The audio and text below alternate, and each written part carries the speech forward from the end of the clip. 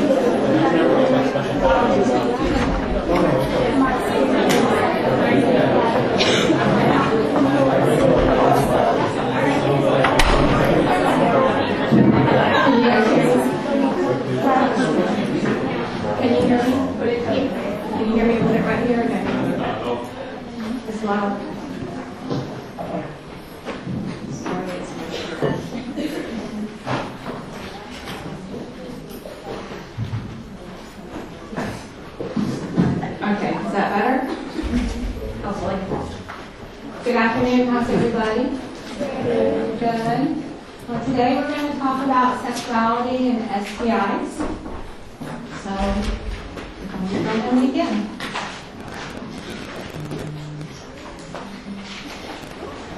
So, things that we're taught not to talk about: sex, religion, and politics. Well, today we're going to talk about it because it's a big part of sexuality. So, everybody has different opinions. So, this is not my personal opinion. This is the opinions of the sources that I've got. Okay? So, what is the concept of sexuality? It's a complex concept defined not only by one's bodily appearance, gender, but also by attitudes, feelings, beliefs, and behavior. Sexuality includes how we perceive ourselves, how we relate to others, and how we express ourselves as sexual beings. So sexual health is an individual and constantly changing phenomenon, falling within the wide range of human sexual thoughts, feelings, needs, and desires. It's a part of life encompassing identities, roles, sexual orientation, intimacy, and reproduction. So that's a big area. But as a human, we are very complex, and our sexuality, part of it, is a complex component of it. So which one of these statements do you believe is false?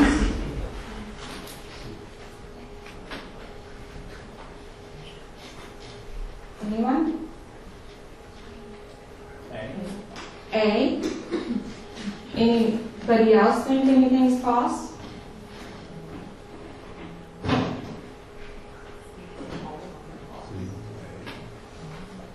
C.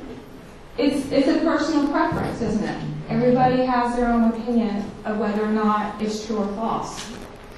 The one thing that is, hopefully, that a person's belief about sexuality does change over the years, but it may not. It just depends on how you see things.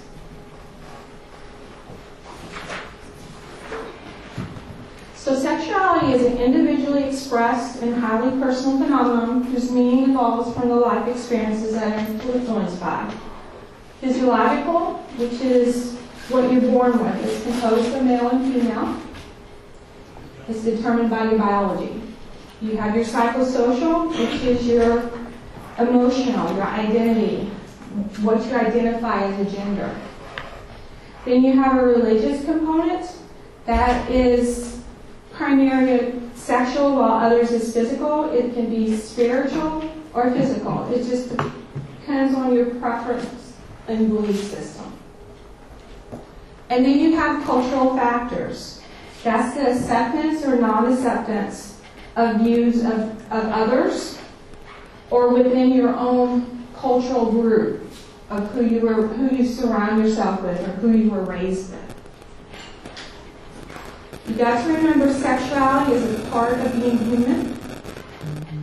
Can you think of a relationship where that's not a part of it?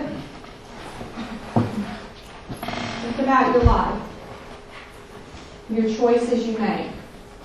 Is there anything that you've done that is not influenced by one of these factors?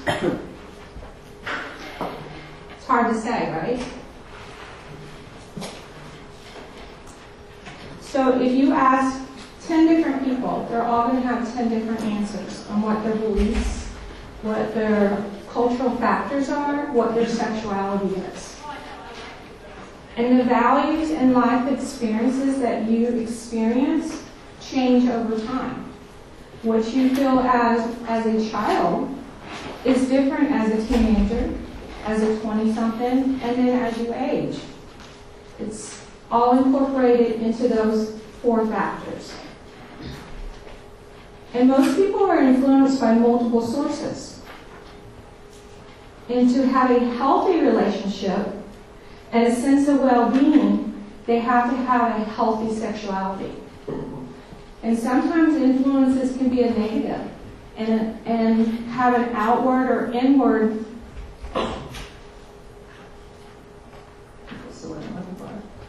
result on that person.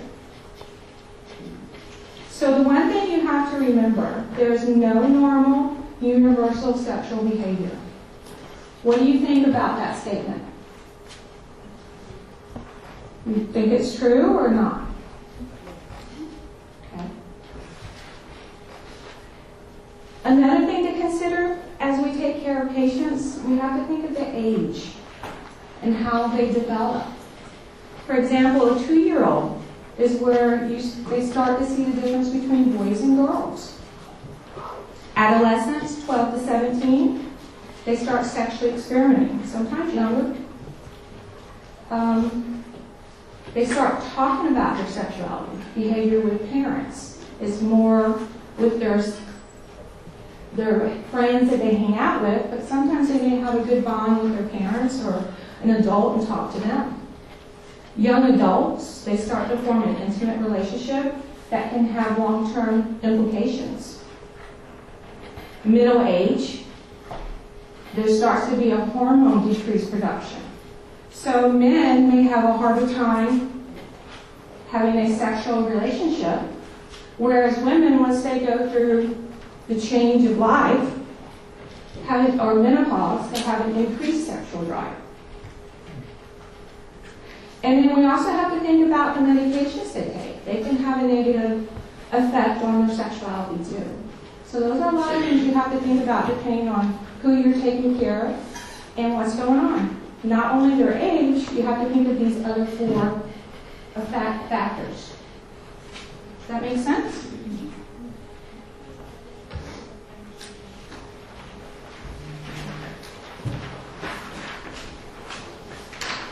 So, today, we live in an age where people accept and talk more about their own sexuality.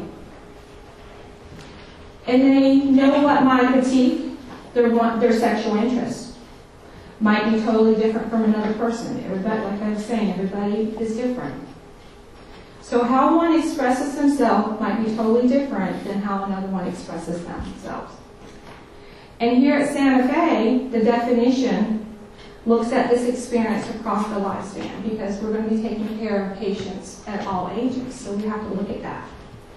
And we include the gender of the person, of how they identify themselves, not necessarily how they were born, but how they see themselves.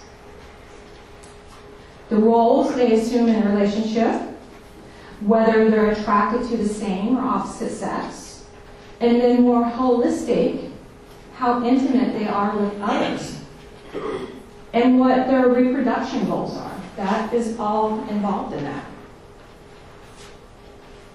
So, an essential part of being a human across the lifespan, which encompasses more than the body parts, it also includes identities. A gender identity is who the person has a sense of who they are. It could be either male or female, or a combination of both, or neither. A gender role, the idea of how one should behave because they are a male or female, and how their cultural or society says they should act. Sexual orientation, heterosexual, homosexual, bisexual, pansexual, asexual, that's all included, and I'm sure there's more than just that. Intimacy, the touch, the compassion, the love, joy, the sorrow. And reproduction, is it a desire or is it a need to fulfill? So we have to take into account the experiences, the thoughts, the ideals, fantasies, their family, their friends, their religion, their age, their goals, their self-esteem, and incorporate that into your care for them. We have to remember sexuality is who we are, what we believe, what we feel, and how we respond to things. And the World Health Organization, or WHO, defines sexual health as an integration of the somatic, which is your voluntary movement, emotional, intellectual, and social aspects of sexual being in ways that are positively enriching and that enhance personality, communications, and love. So there is a state of physical, emotional, mental, and social well-being in relationship to sexuality, requires a positive and respectful approach to sexuality and sexual relationships, and it honors and respects sexual rights of all individuals.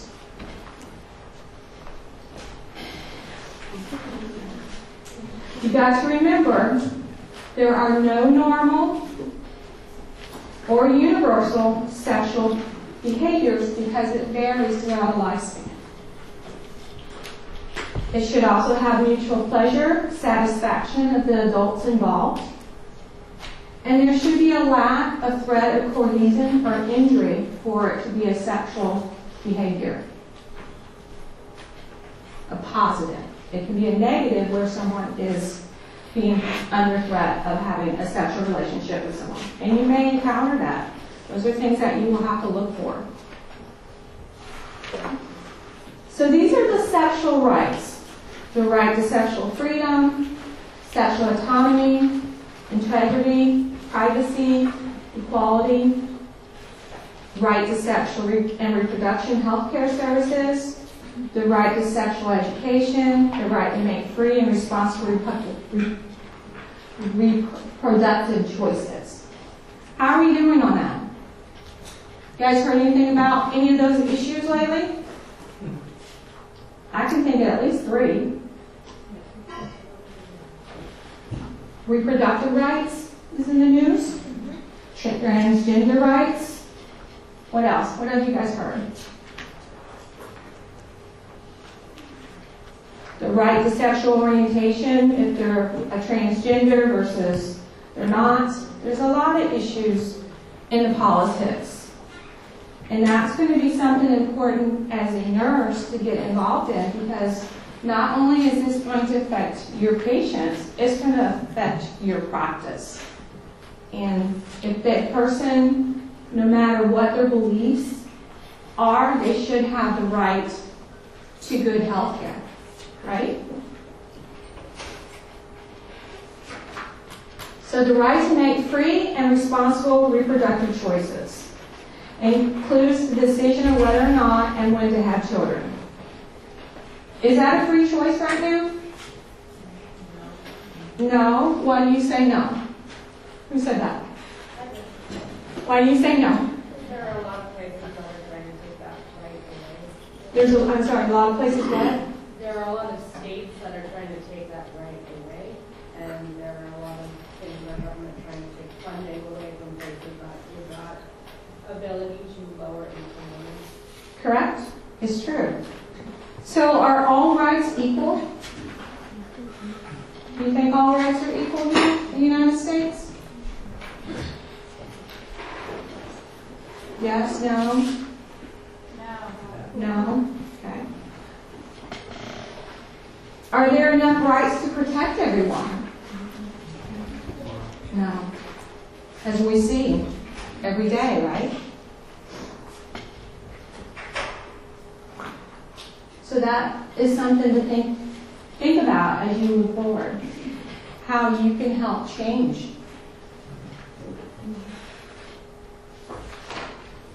So there are components of sexual health. They include sexual self-concept, and that determines with whom, the gender, and the kinds of people one interacts with, and when and where they choose to freely express themselves. And usually that's in a safe, what they feel is a safe area. And if they surround themselves with friends or not necessarily family, but friends that support their decisions. And if they don't have that, they may not be able to have a positive self-concept. Body image is constantly changing. We age, we get pregnant, we have trauma, we have disease, we have surgery, we have therapy. That's always changing. But even like in the media, there's this perception that the physical part of attractiveness is a certain way. And that does change over time, where it could be a female should be real skinny, or they should have an hourglass shape. And if they don't fit within this portrayal, then the person that doesn't has that sense that they don't belong. Just like with men. They're portrayed as a certain way. They're supposed to be strong, beefy, or they're supposed to be kind. It just depends on what generation and what is going on. So body image can suffer when a person does not meet the expectations of them. Then you have gender identity, and that's one's self-image as a male or female. That includes both the social and cultural norms. Social is the expected behavior or rules of groups as a whole society, whereas cultural is a given group within that society that they belong to. So it's a smaller part. Gender, role behavior, is the outward expression of a person's sense of maleness, femaleness, or however they perceive themselves as that gender, and the appropriate behavior of that, which includes the physical, the values, family values, cultural values, and the belief system. Then you have your freedoms and responsibilities. Being able to engage in activities with a free will, as we just talked about do we actually have free will? Ethnically motivated to exercise behavioral, emotional, economic, and social responsibilities for themselves and their behaviors. It is all based on that. So who decides the appropriate gender roles? And how do we get socialized into these roles? Well, it begins as kids. We look at our parents, our families. We model what we see as we brought up. It shapes us to who we are.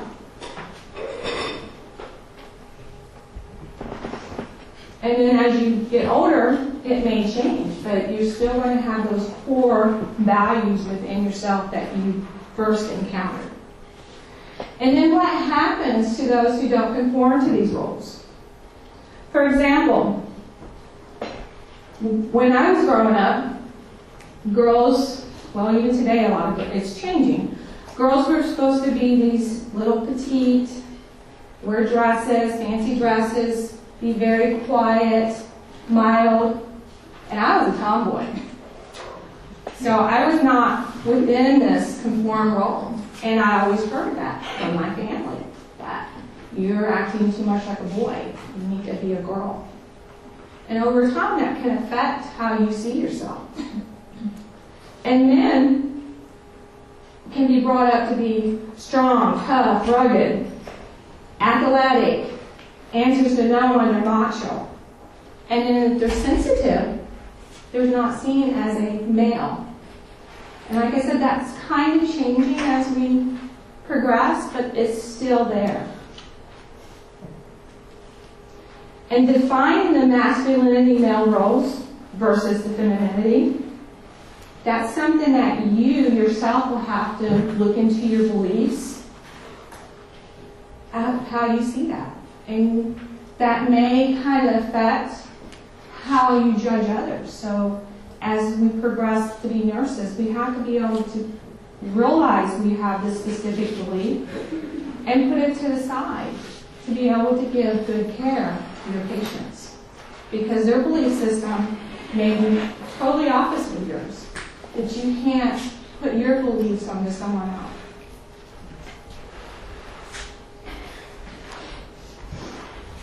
So, we have standards of practice in the ANA Code of Ethics, which you will hear a lot of as you progress through nursing school and when you get out there.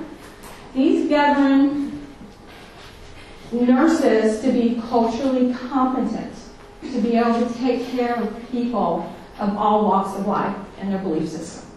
And they do that by training. You go through training classes to help you to understand and be a better person to take care of without the judgment. Sexuality, often a culture in of itself, often integrated and strongly shaped by one's social cultural beliefs, religious ideology, and value system. And we have to realize that because there are different beliefs. And if you practice here, you have people from all over that come. You have people from other countries that have belief systems. You take care of different cultures that do not allow men to see their women, or the women are not allowed to talk.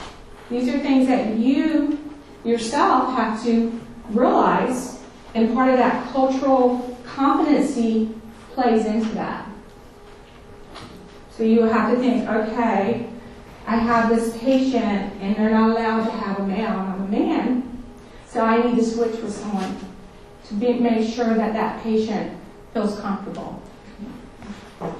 Or you have cultures that the oldest male does all the talking and no one else does. They make the decision. Those are things to think about because you do have a lot of cultures right here. And if you move in other parts of the country, you will encounter different types of cultures or the same. So just develop an awareness of one's own existence, sensitivities, thoughts, environment, without letting it have an undue influence on those with other backgrounds.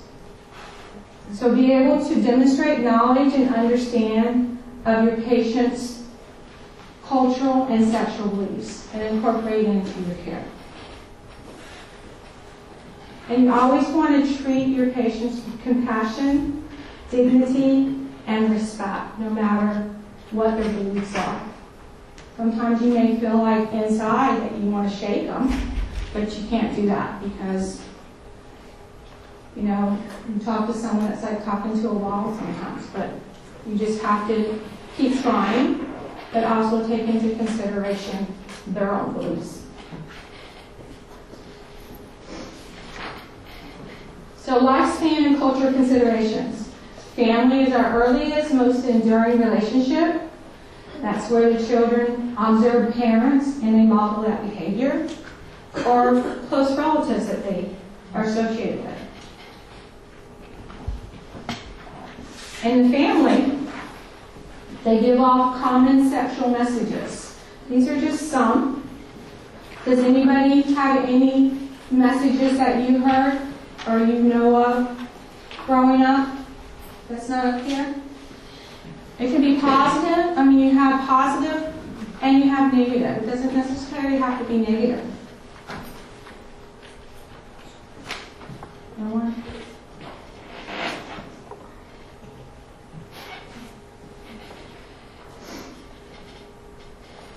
So just remember, if things like this were told to that child as they were growing up, this will affect them even as they get older. What is it? Every negative takes 7 attaboys, attagirls to get over. So every time someone has a negative thing put at them, it takes a lot to get over. And that's only if they have a supporting group around them to get over it.